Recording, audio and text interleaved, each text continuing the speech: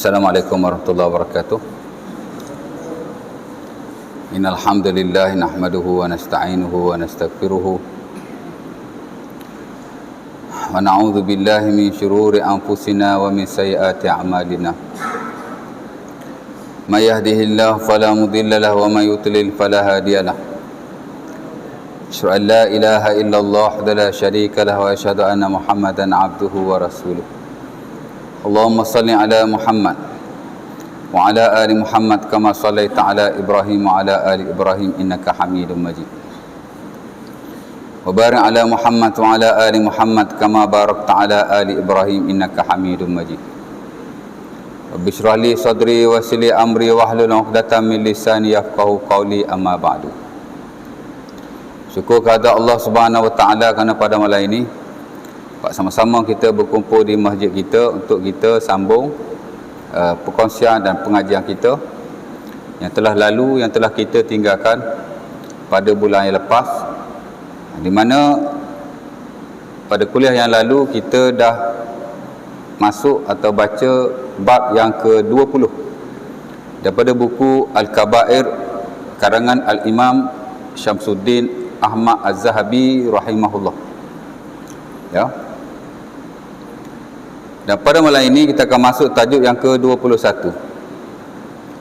Ialah tajuk yang berkaitan dengan dosa as-sariqah, dosa mencuri. Ya. Dan tajuk ini sebenarnya adalah rentetan daripada tajuk yang sebelum ini. Di mana tajuk yang ke-20 last month kita bincang tentang dosa mengambil harta orang lain secara batil. Betul tak? Akhdhu malil ghairi bi ghairi haq.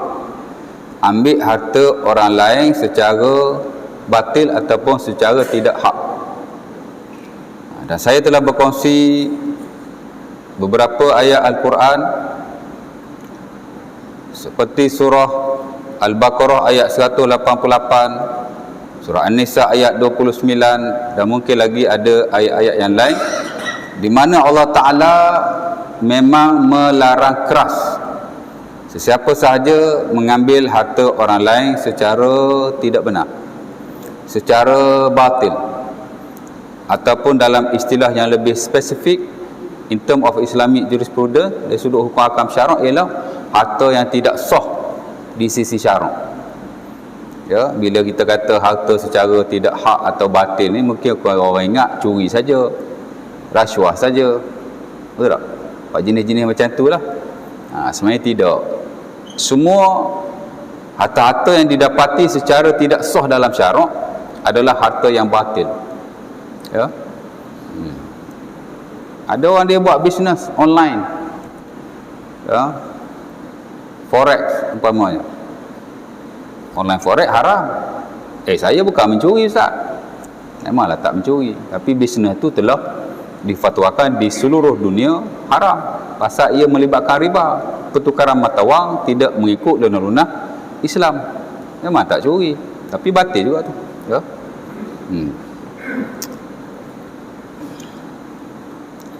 Ataupun orang yang masuk MLM, multi level marketing, banyak multi level marketing tak syariah compliance. Saya tak curi duit orang, saya jual barang. Memanglah jual barang, tapi sistem pemasaran yang digunakan dalam banyak multi level marketing ini tak patuh syarak, batil juga tu. Dan mungkin lagi ada perkara yang lain. Bila tuan-tuan belajar in spesifik, mungkin tuan-tuan akan jumpa lah, ya. Sebab itu di mana-mana masjid dan surau mesti ada satu subjek fiqhul muamalah al-maliyah. Fiqh muamalah harta mesti ada. Ya. Di mana kita belajar dasar-dasar harta dalam Islam, apa yang boleh, apa yang tidak boleh, terutama dalam konteks semasa, ya, kontemporer, mana hak berlaku hari ni lah, ya. Termasuklah sistem kewangan, perbankan yang Islami, tak Islami. Walaupun kita mungkin tak belajar in detail, tapi sekurang-kurangnya kita tahu mana yang boleh, mana yang tidak boleh. Ya.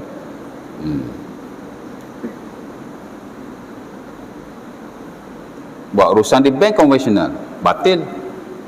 Haramlah cerita dia. Ya. Tapi dibenarkan, kajian benarkan. Kajian benarkan tu bukan urusan kita. Urusan kita ialah memilih mencari yang halal. Lebih pada tu depa tanggunglah kan. Kajian yang tanggung. Kita cari yang halal. Setakat yang kita mampu. Ya. Dan of course lah kalau kita nak mencari yang halal dengan ilmu lah. Tak ada ilmu, especially dalam konteks kewangan dan harta hari ni, kita tidak mampu, tak tahu nak beza kan.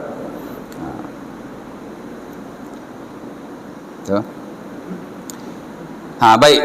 Jadi saya dah baca ayat Quran. Allah Taala kata wala ta'kulu amwalakum bainakum bil batil wa tudlu biha ilal hukam litakulu fariqam min amwalin nas bil ithmi wa antum ta'lamun.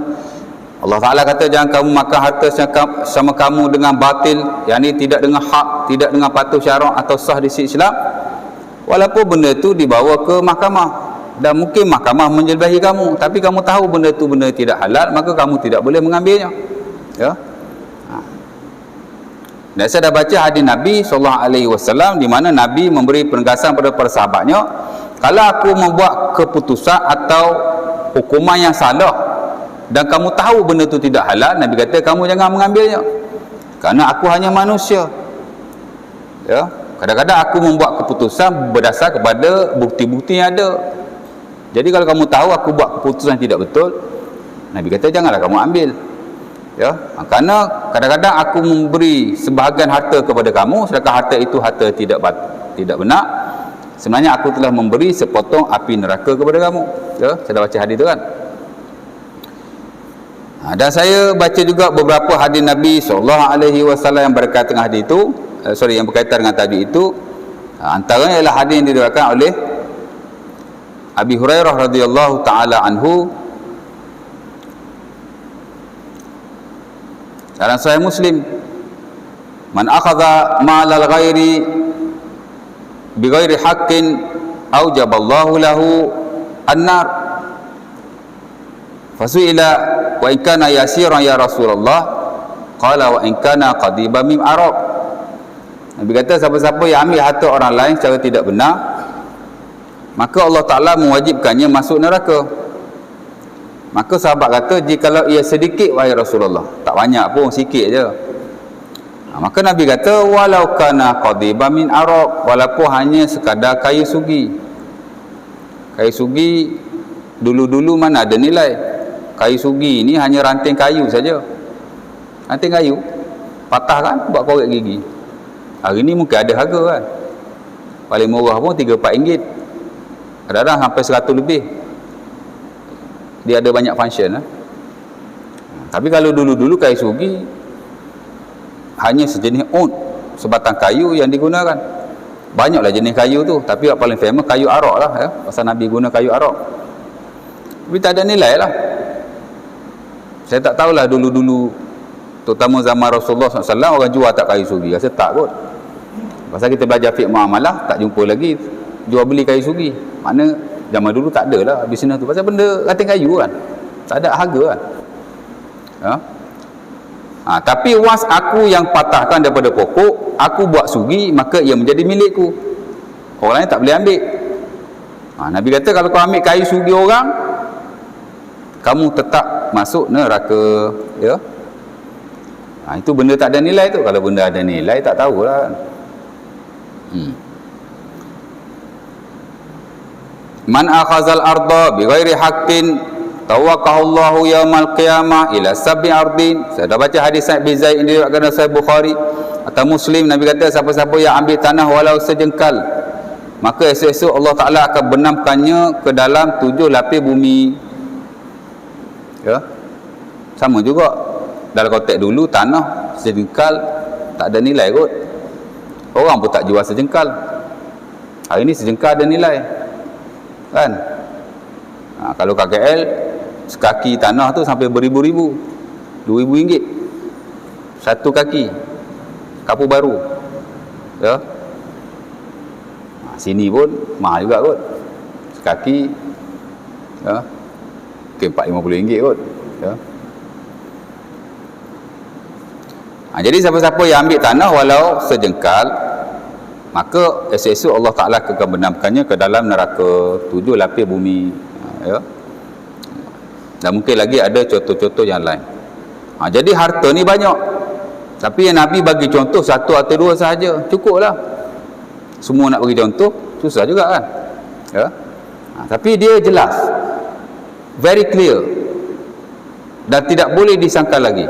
Sebab itu sepakat para ulama, harta-harta yang dimiliki secara batil, tidak benar dan tidak patuh syarak, ataupun dalam istilah nowadays, semasa ni kita panggil yang tak syariah compliance lah, adalah harta-harta yang tidak boleh dimiliki oleh kita dan mesti kita berlepas diri daripadanya, ya.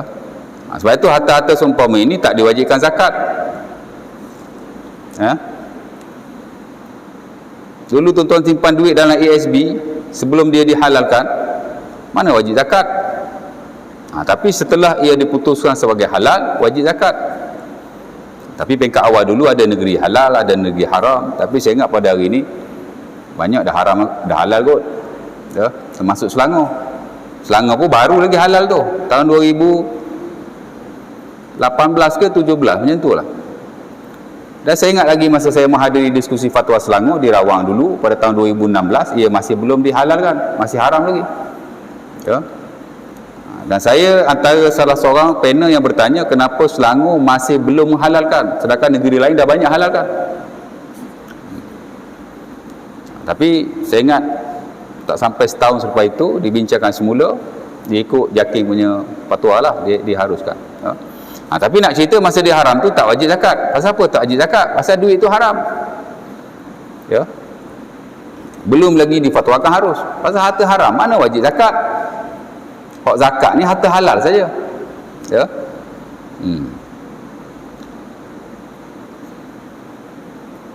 Ada orang dia bina rumah sewa atas tanah yang tak clear. Tiap-tiap tahun dia bayar zakat pasal rumah sewa kan, bayar zakat. Mana boleh, ya. Zakat ni kena semua harta yang bersabit dengannya mesti halal. Tanah tu mesti halal, rumah tu mesti halal, everything halal, baru boleh keluar zakat. Tapi kalau masih melibatkan yang haram, tak boleh, kena settle yang tu dulu, ya.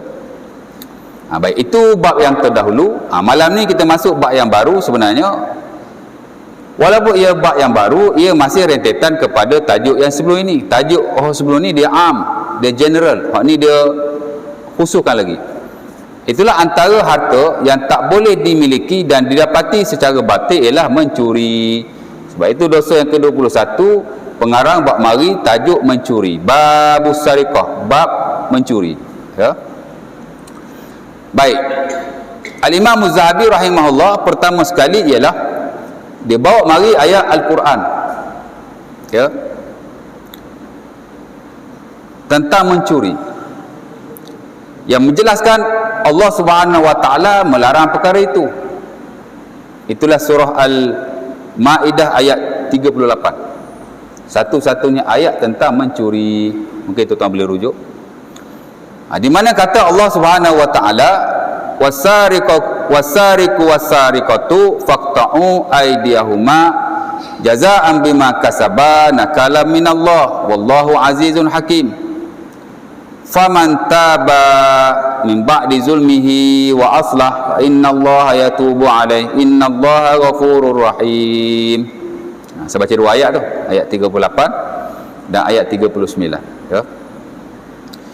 Maksudnya kata Allah Subhanahu wa taala, kalau tuan-tuan nak tahu tentang mencuri, inilah ayat. Dan setahu saya tidak ada lagi ayat-ayat yang lain, ya. Kata Allah Subhanahu wa taala, wasariqu wasariqatu, dan pencuri lelaki dan pencuri wanita, ya.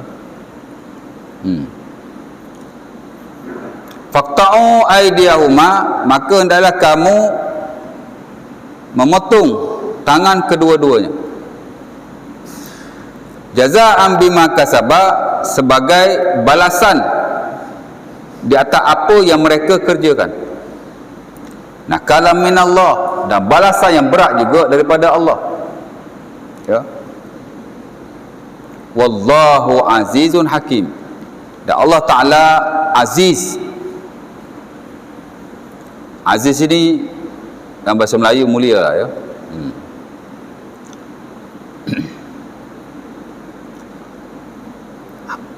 Hakim maksudnya yang maha menghukum, atau boleh juga diterjemahkan sebagai yang maha bijaksana, ya.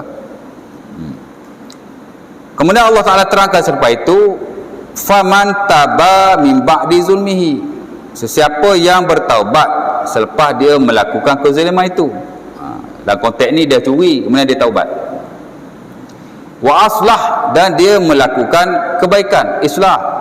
Maksudnya dia taubat kemudian islah. Islah ni maksudnya kalau dia curi itu, dia pulangkan balik harta yang dicurinya. Pasal dosa bersabit dengan harta, dia tak gugur sekadar dengan taubat, ya. Macam orang bukan Islam lah, masa dia non Muslim, dia tak solat, dia tak puasa, dia tak zakat, dia tak haji, dan dia tak buat kewajipan-kewajipan yang lain, because dia non Muslim. Tak wajib ke atasnya di dunia, di sisi, tak wajib ke atasnya di sisi syarak, walaupun di sisi Allah Subhanahu Wa Taala dia wajib, dan dia diazab oleh Allah kerana tak melakukan ibadah-ibadah itu. Tapi dia tak boleh buat. Kalau dia buat pun tak sah, tapi dia berdosa. Pasal orang bukan Islam ni, esok-esok dia masuk neraka bukan hanya kerana dia tidak beriman, tetapi kerana juga dia tidak melaksanakan kewajipan-kewajipan dalam syarak. Esok-esok orang tanya orang kafir, pasal apa kau tak sembahyang, pasal apa kau tak bayar zakat, pasal ada ayat Qurannya, ya. Tapi belajar lain lah yang tu, ya.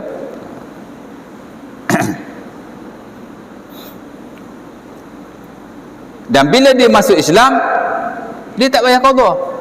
Hak dia tak buat zaman dia kufar, ya. Al-Islamu yajubu ma qablahu. Nabi sebut dalam hadis Muslim daripada Mughirah, kata Nabi, Islam ini, daripada Abi Bakrah, tak silap saya, Islam ni dia menghancurkan yang terdahulu. Masuk dulu dia tak semayang, bila dia masuk Islam dia tak perlu semayang, dia dah settle dah. Dulu dia tak puasa, patut-patut bila dia masuk Islam dia kena ganti lah, tapi tak, dah settle dah. Al-Islam yajubu ma qablahu. Islam ni dah settle dah benda sebelum ni. Dulu dia non Muslim kan.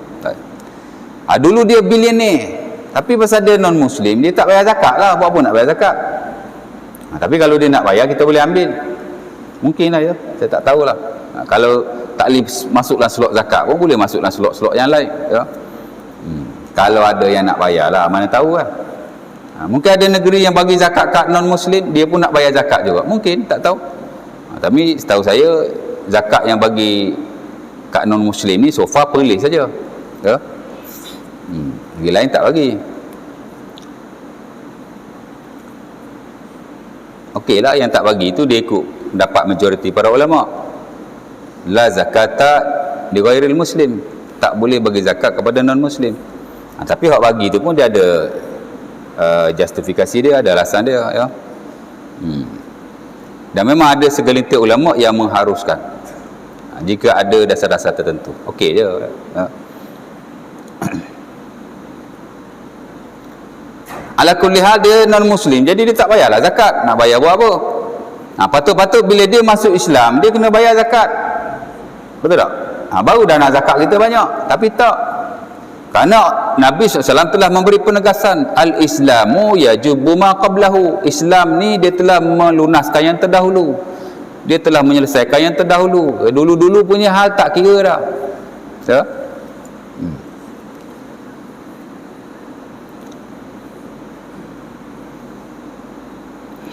dulu-dulu dia meniaga arak, dia masuk Islam, harta arak dia tu macam mana? Jadi halal. Kok dulu-dulu dia buat forex, mungkin lah kot. Tapi forex ni dia ada terlibat dengan riba. Riba dia wajib kembalikan, tapi dia nak kembali kepada siapa? Dia meniaga bisnes pun online, mungkin mungkin boleh jadi halal, ya. Harta pun dia tak perlu dibersihkan masa dia non Muslim dulu, bila dia masuk Islam, ya. Melainkan harta-harta yang melibatkan kezaliman pada orang lain, baru dia kena kembalikan. Kalau dia curi, kalau dia ada ambil riba, kalau terlibat dengan orang lain dia tak gugur, hak tu dia kena bagi balik, ya. Tapi harta-harta yang lain, walaupun ia melibatkan dengan perkara-perkara yang haram, dia jadi halal, mana dia tak perlu bersihkan, ya.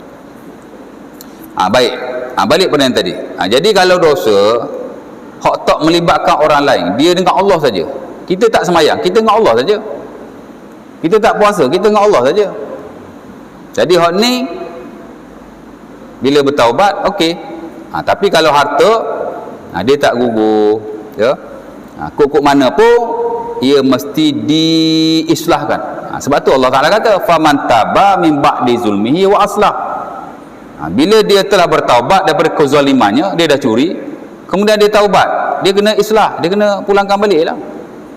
Tak boleh taubat saja. Kalau orang non muslim, semasa dia non muslim, dia curi, dia masuk Islam, dia kena kembalikan, lebih bagilah orang Islam. Dan Imam Nawawi rahimahullah dalam Riyadhus Shalihin, bila dia cerita bab taubat, bab yang kedua tu kan, bab pertama babul ikhlas, bab kedua bab taubat tu, dia kata kalau kita dengan Tuhan 3 syarat saja. Tapi kalau kita dengan makhluk yang lain, termasuk yang melibatkan harta, kena tambah satu lagi. Tak cukup dengan istighfar, tak cukup dengan stop daripada melakukan kejahatan itu, tak cukup dengan menyesal, dan tak cukup dengan azam untuk tidak melakukannya lagi. Mesti dia yabra' min haqqi sahibihi fa in kana malan yarudduhu ilaih. Dia mesti membebaskan diri daripada hak sahabatnya. Jika ia melibatkan harta, maka ia mesti dikembalikan kepada tuannya. Ya. Dulu kita ada hutang, maybe when we was bila kita muda kan, when we were young, kita ada some money, ada pinjam duit dengan orang. Member kita tak tahu pergi mana dah, lost control pula, misi apa, lost contact. Lost control. Ada banyak kes.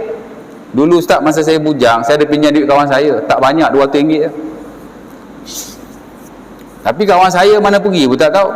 Zaman hari ni zaman Facebook, boleh dapat balik member kita yang lama-lama. Betul tak? Tak tahu, lost contact, tak tahu. Jadi saya nak selesai macam mana, ya? Boleh, ya? Dermalah kat fakir miskin. Kena carilah, usaha cari apa semua. Tapi kalau tak ada jalan penyelesaian, tak jumpa tuannya, tak jumpa warisnya, bagilah kat fakir miskin. Tapi kita tak boleh gunalah, pasal itu bukan duit kita, ya? Cuma kalau satu hari kita jumpa tuan dia, kena bayar balik lah kat tuan dia. Tapi salah satu cara kita membersihkan harta yang haram ialah kita bagi pada fakir dan miskin. Boleh. Ataupun boleh jugalah nak pergi ke pejabat agama, nak bagi kat mereka, boleh juga. Dalam slot Baitul Mal, boleh juga, ya?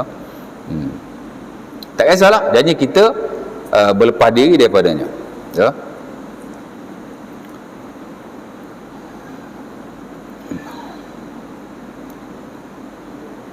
Ataupun mungkin ada wawah lain yang kita tak boleh selesaikan, boleh kita juga beri kepada Baitul Mal, ataupun kita boleh beri kepada fakir miskin.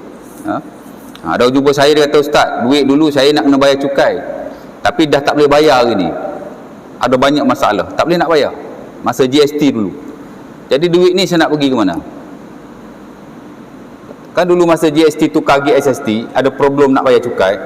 Jadi duit tu duit kerajaan, tapi nak pergi hantar ke mana? Boleh je pergi Baitul Mal lah, boleh juga, ya? Ataupun pergi kepada fakir miskin, tengoklah kan. Asalkan kita tidak menggunakannya atau kita berlepas diri daripadanya, because itu bukan duit kita. Kalau bukan duit kita kan, memang kita kena berlepas diri, ya? So far option dia Baitul Mal ataupun fakir miskin, ya? Baik, jadi kata Allah wa aslah, mesti islah. Kita pun islah lah, kita dah taubat dah. So, kita dulu-dulu bukan bagus mana pun. Sekarang ni mungkin baik sikit kan. Jadi cek balik lah dulu, aku ada pinjam duit orang ke, ada ambil tanah orang ke, betul tak? Ada itu ke, ada ini ke, yang perlu dibersihkan kita bersihkan, ya. Kena islah, ya? Dan itu disebut oleh Allah Subhanahu Wa Taala. Bahawa harta ni tak cukup dengan taubat, mesti islah. Dan bila dia bertaubat dan dia islah, Allah Ta'ala kata fa innallaha yatubu alaih, Allah Ta'ala menerima taubatnya. Innallaha ghafurur rahim. Allah Ta'ala Maha menerima taubat dan Maha pengampun. Innallaha ghafurur rahim. Allah Ta'ala Maha mengampuni dan Allah Ta'ala Maha merahmati. Ya. Jadi Az-Zahabi rahimahullah bab mari ayat tu. Di mana Allah Subhanahu wa taala memerintahkan supaya pencuri lelaki dan pencuri wanita mesti dipotong tangannya. Ayat ni Allah Ta'ala tak kata jangan mencuri. Ya. Allah Ta'ala kata pencuri lelaki, pencuri wanita mesti dipotong tangannya. Walaupun Allah Ta'ala tak kata jangan mencuri. Tapi dengan sebab Allah Ta'ala menyebut akan hukuman ke atas pencuri, diketahui daripada lafaz ini bahawa mencuri adalah haram dan dia adalah dosa besar. Kerana Allah Subhanahu wa taala tidak akan menyuruh atau memerintahkan Nabi SAW dan para sahabat memotong tangan si pencuri, melainkan kerana ia adalah haram dan perbuatan yang besar dosanya di sisi Allah Subhanahu wa taala. Ya. Dan Nabi SAW bila diperintahkan oleh Allah Ta'ala supaya memotong tangan pencuri, lelaki baik, wanita baik, jelas, clear, tidak ada khilaf lagi. Maka Rasulullah SAW pun menguatkuasakan perintah Allah Ta'ala itu, di mana jika seseorang itu mencuri, cukup buktinya, maka Nabi akan memotong tangannya.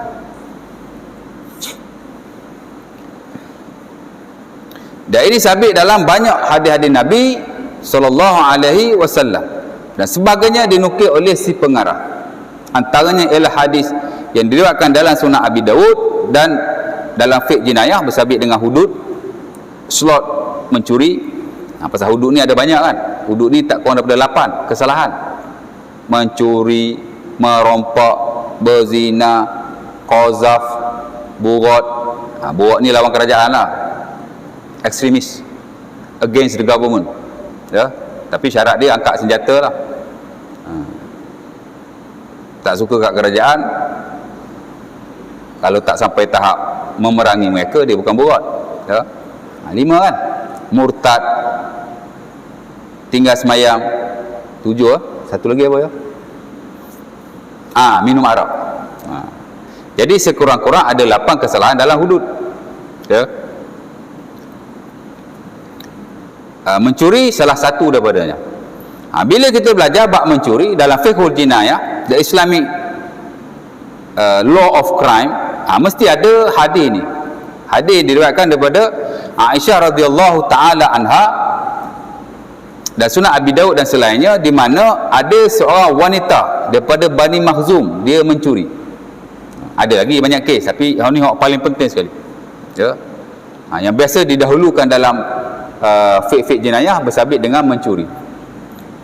Kata Aisyah radhiyallahu taala anha, ada seorang wanita daripada Bani Makhzum, dia ni mencuri. Ya. Lalu nak dibawa kepada Rasulullah SAW.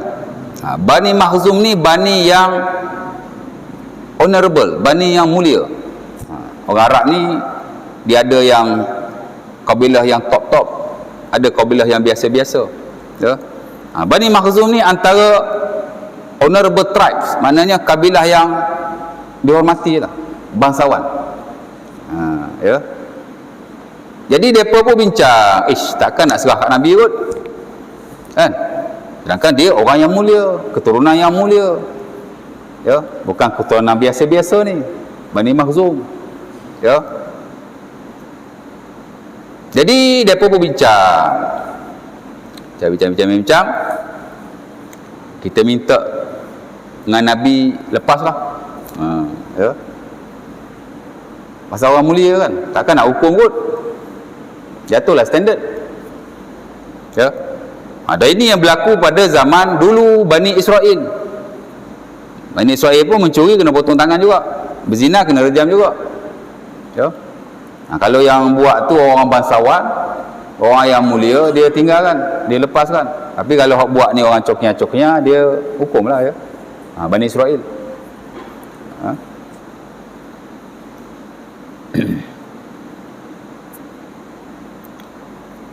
Sebab tu zaman Nabi ada orang Yahudi dia berzina. Orang Yahudi tak rejam dia, mana tak hukum ke atas dia. Nabi pun panggil orang Yahudi mai. Pasal apa tak hukum? Kan?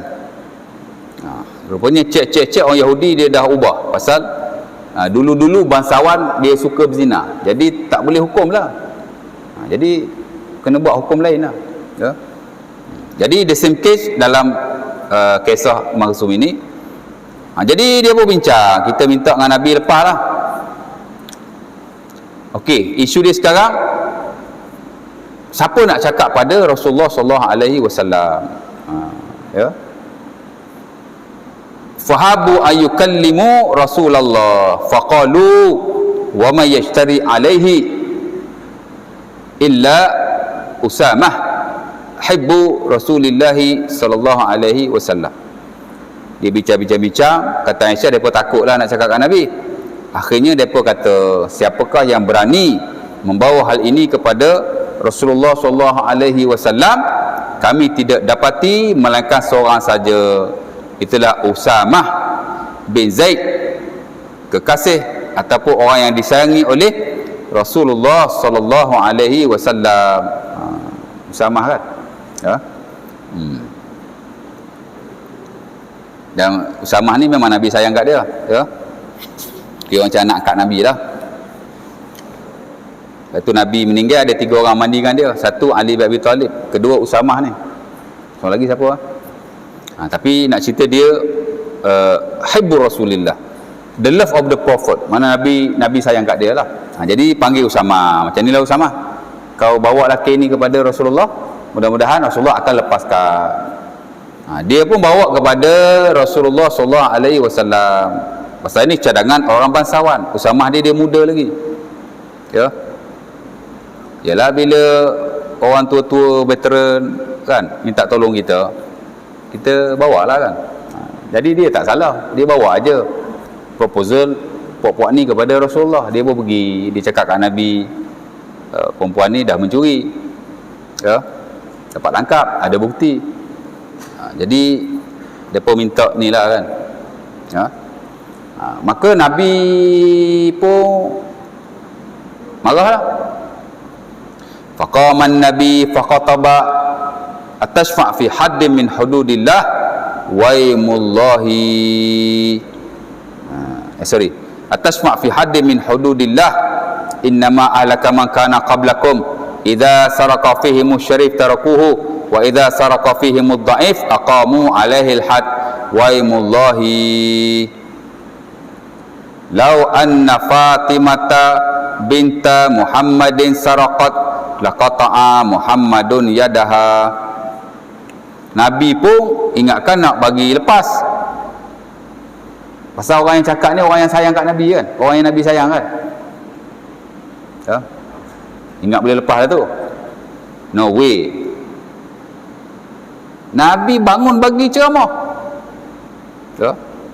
Apa kata Nabi? Atashfa' fi haddin min hududillah. Adakah kamu ingin membantu nak lepaskan orang daripada hudud Allah? Mana boleh? Ya. Innama alaka man kana qablakum idza taraka fihim syarif taraku. Nabi kata dulu-dulu golongan yang terawal telah binasa. Sebab ni lah, bila orang yang mulia mencuri di kalangan mereka, dia dilepaskan. Ada bias. Hukum mana boleh ada bias? Kan? Bukan hukum jenayah saja, hukum ibadah yang lain ada bias ke?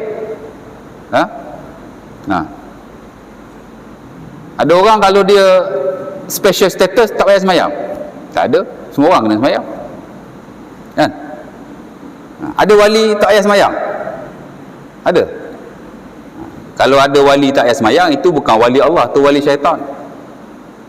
Kan? Adalah orang dakwa-dakwa macam tu kan. Oh, saya ni dah makrifat tinggi dah. Wah, makrifat tinggi kan. Tak ada. Ibadah semua, all of us are in the same standard. Kita semua standard yang sama. Nabi ke, bukan Nabi ke, ustaz ke, tok wali ke, orang soleh ke, khusus ke, sama the same standard. Ibadah, muamalah pun sama juga, khususnya jenayah, tak ada beza. Dan Nabi kata bila orang yang rendah tarafnya mencuri, kamu hukumkan dia. Dan Nabi bersumpah, demi Allah, kalau Fatimah mencuri, Muhammad sendiri akan memotong tangannya. Ya. Jadi Nabi SAW pun tetap memotong tangan perempuan daripada Bani Makhzum, walaupun ia ada seorang yang berdarah bangsawan, dan walaupun Rasulullah SAW telah dipujuk oleh orang kesayangan baginda untuk melepaskan beliau daripada hukuman itu, tapi tidak, kerana ini hukum Allah. Ya. Jadi Nabi SAW telah melaksanakan perintah Allah Subhanahu Wa Taala. Ya. Dan begitulah dalam kes-kes yang lain, kerana bukan hanya ada kes ini, ada beberapa kes yang lain yang dilaksanakan oleh Rasulullah sallallahu alaihi wasallam. Ya. Al-Imam Az-Zahabi rahimahullah mari beberapa hadis Nabi. Ini salah satu daripadanya. Antaranya hadis yang diriwayatkan dalam Sahih Bukhari daripada Abi Hurairah. Kata Nabi, la'anallahu as-sariq yasriku al-baydata fatuqta yaduhu, yasriku al-habla fatuqta yaduhu. Kata Nabi, maksudnya Allah Ta'ala telah melaknat si pencuri. Ya. Dia mencuri biji telur, yasrikul baydata, telur je curi, tuqta yaduha, tuqta yaduhu, lalu dipotong tangannya. Nabi kata Allah Ta'ala melaknat pencuri, dia curi sebiji telur lalu dipotong tangan. Ada orang curi telur? Mungkin ada lah, mungkin tak ada juga. Telur mana orang nak curi je tak? Tapi tak boleh. Nabi kata Allah Ta'ala melaknat orang yang curi walaupun sebiji telur, dan mesti dipotong tangannya. Ya? Sebiji telur mana ada harga?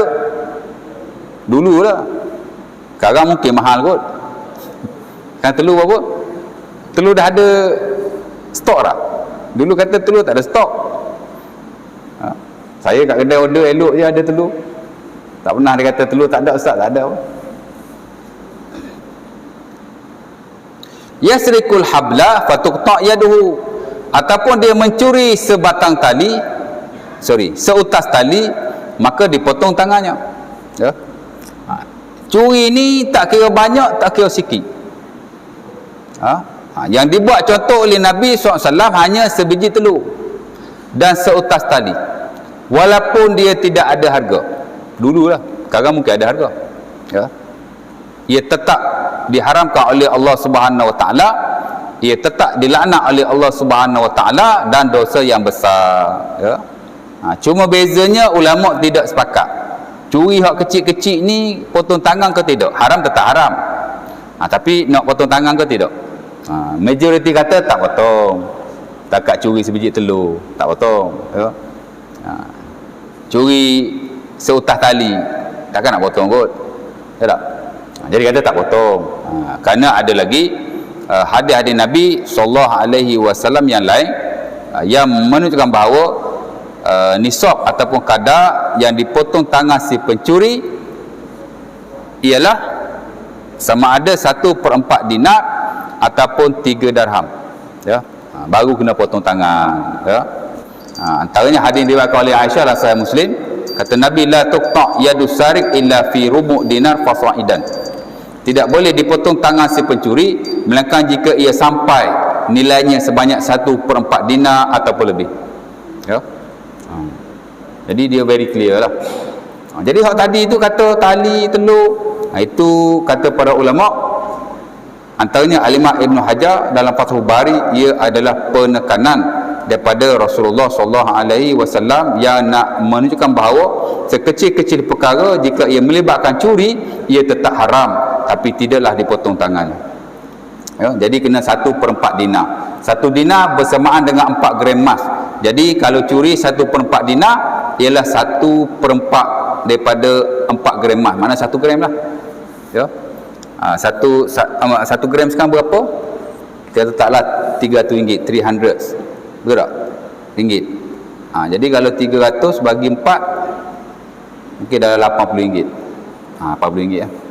Jadi kalau kita curi ataupun siapa yang mencuri more than 1/4 dinar lebih kurang RM80 sekarang, maka dia layak untuk dipotong tangannya. Boleh azan dulu lah.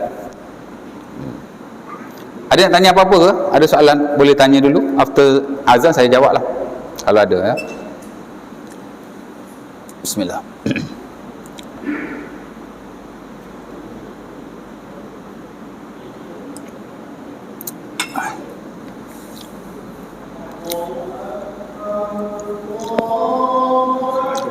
Assalamualaikum. Sihat je ya? Boleh cakap lah. Boleh. Tak apa. Boleh je, boleh tanya. Ni je bagi dengar je. Ni kadang dia tak tutup. Boleh tak? Boleh. Mati dua soalan. Namanya berkenaan dengan tadi orang kafe lagi masuk Islam. Sembayang dia semua tak apa lah. Harta diambil daripada orang kafe. Katalah harta diambil tanah misalnya atau daripada orang Islam. Adakah itu dia kalau harta orang lain dia kena kembalikan. Tak kira kafe, tak kira Islam. Masa kafe lah. Tapi sembayang dia apa nak? Sembayang tak apa. Itu saya dah sebut tadi tu. Itu tak ada. Dia harta dia yang dia sembayang puasa zakat je ibadah dia clear. Harta dia pun clear as long as dia tak terlibat dengan orang lain. Contoh dia curi ke, dia riba ke, itu kena kembalikan lah. Tapi kalau harta dia buat benda haram, tak payah kembalikan. Dan benda tu jadi halal. Macam dulu dia meniaga haram. Harta orang kafir dia ambil, dia kena kembalikan. Kena kembalikan. Ataupun Islam. Ataupun Islam. Okey, yang keduanya. Tapi kalau dia meniaga benda haram, dia bisnes ke apa benda haram, dia dah bersih. Dia tak perlu dibersihkan. Dia dah halal untuk diri dia. Tadi ada cakap tapi tak dengar. Ada. Yang keduanya ini hadis yang bulan lepas tu. Ada ustaz kata satu sugi tu. Ya, sugi tu. 7 tala bumi. Ya. Ada hadis yang mengatakan 7 tala bumi dipikul. Dipikul pada masyarakat. Tak pasti. Satu. Yang saya betul tu memang saya lah. Yang pikul 7 tala langit itu saya tak ingat lah. Mungkin ada kot mungkin. Nanti saya cari. Dibenamkan 7 tala bumi. Itu betul. Walaupun satu apa ya. Yang pikul tu saya tak pasti. Mungkin ada. Tapi mungkin saya tak tahu. Sajalah. Jadi clear lah. Bila depannya sudah bagus sudah. Surah Al-Baqarah lah. Saya 8 dia. An-Nisa 29. Itu asas dalam bab harta. Surah Al-Fatihah 80. Itu yang mana? Ayat mana? Ada saya baca dulu kot. Al-Fatih. Tak. Al-Fatih 80. Mungkin ada kot, saya tak ingat. 188 lah. Itu Al-Baqarah 188. Masih tak? Okey. Allahu Akbar.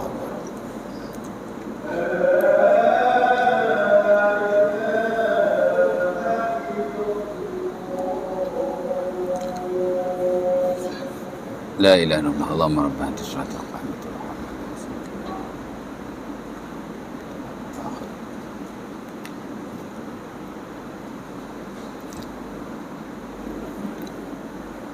Okey, baik. Balik pada yang tadi, kadar untuk dipotong tangan si pencuri di sisi majoriti para ulama ialah bila dia mencuri dengan nilai 1/4 dinar. Ya. Jadi 1 dinar kalau hari ni dia 4 gram emas, 1 gram emas RM300. RM300 kali 4 mana 1,200. Bukan RM80, silap calculation tadi. 1 dinar bersamaan 4 gram. 1 gram RM300. 300 kali 4 1,200. Jadi 1 dinar sekarang ni RM1,200. Bagi 4 balik. 1,200 bagi 4. 1 dinar 4 gram emas. Kalau 1/4 dinar mana 1 gram emas lah. Mana RM300 lah. Bukan RM80, silap. Mana kalau sampai RM300 bersamaan dengan 1/4 dinar ataupun 1 gram emas, kerana 1 dinar bersamaan dengan 4 gram emas, maka wajib dipotong tangannya di sisi majoriti. Dan ada segelintir kata nilainya bukan 1/4 dinar, ia cukup dengan 3 darham kerana dia ambil hadis yang lain, hadis Bukhari atau Muslim pada Ibnu Umar. Kerana ada kes juga orang tu curi apa, alat orang buat perang tu, dipegang tu apa tu, dia punya perisai tu ya. Ada member tu dia curi perisai orang lain, nilai dia hanya 3 darham, dan dipotong tangannya. Jadi ada yang ambil 1/4 dinar, ada yang ambil 3 darham, dan itu yang standard dalam mazhab Abu Hanifah. Mazhab Hanafi dia ambil 3 darham. Kalau 3 darham lagi murah lah ya. Saya tak tahulah 1 darham berapa ringgit. Darham ni kita tak apa tahu sangat. Tapi kalau dinar, dan itu pendapat majoriti ialah 1/4 dinar ya. Itu kadar lah kalau mencuri. Tapi syarat dia idza tama'a syurut. Kalau memang betul dia mencuri dan cukup syarat-syarat yang ada dalam Islam ya, dia mesti balik, dia mesti berakal, mesti harta yang dicuri itu sampai nisabnya, dan ada lagi syarat-syarat yang lain. Dan yang paling penting ialah intifa'u syubhah, tidak ada syubhah. Maksudnya tidak ada kekeliruan, memang betul-betul dia curinya, ada bukti yang jelas ya. Tapi kalau ada syubhah-syubhah, kekeliruan tertentu, maka tidak diwajibkan. Untuk hukuman potong dikenakan ke atas dirinya, tapi hukuman yang lain mungkin boleh penjarakan, mungkin boleh itu, mungkin boleh ini. Tapi nak potong dia kena betul-betul strong ya, dia punya argument. Bukan senang nak potong tangan orang ya. Dan begitu juga dengan benda-benda yang diperselisihkan oleh para ulama. Kalau ulama selisih, potong ke tak potong, potong ke tak potong, biasanya qadhi dia akan ambil pendirian tak potong. Macam curi, macam anak curi duit bapak, potong ke tak potong? Ada ulama kata kena potong, ada ulama kata tak payah potong. Jadi biasanya dalam bab qadhi dia akan ambil pendapat yang kata tak potong. Kerana itu juga satu bentuk syubhah ya. Ataupun isteri curi duit suami, potong ke tak potong? Mazhab Syafi'i kena potong. Tapi sebagai ulama yang lain kata tak boleh potong. Isteri ambil duit suami, mana boleh potong? Betul tak? Kalau tidak nanya, bini banyak curi duit isteri ni. Isteri banyak curi duit suami ni. Dan pernah berlaku juga zaman Rasulullah SAW. Tapi dia bukan curi saja, dia ambil buat beli makanan untuk anak dia, buat beli susu. Kan nak potong kot ya. Jadi ada syubhah-syubhah seumpama itu, termasuk apa yang tidak disepakati oleh para ulama, kebiasaannya ia tidak akan melibatkan hukuman potong, tapi boleh melibatkan hukuman-hukuman yang lain ya, insya-Allah taala. Dan mungkin pada next kuliah nanti saya akan sambung dengan beberapa lagi hadis yang dibawa oleh si pengarang dan sedikit explanation ataupun huraian beliau dalam hal ini. Mudah-mudahan kita adalah sikit sebanyak idea ataupun ilmu bersabit dengannya, insya-Allah taala. Aku Lukarazak, Assalamualaikum warahmatullahi wabarakatuh. Kita tutup majlis kita dengan tasbih kafarah dan surah Al-Asr.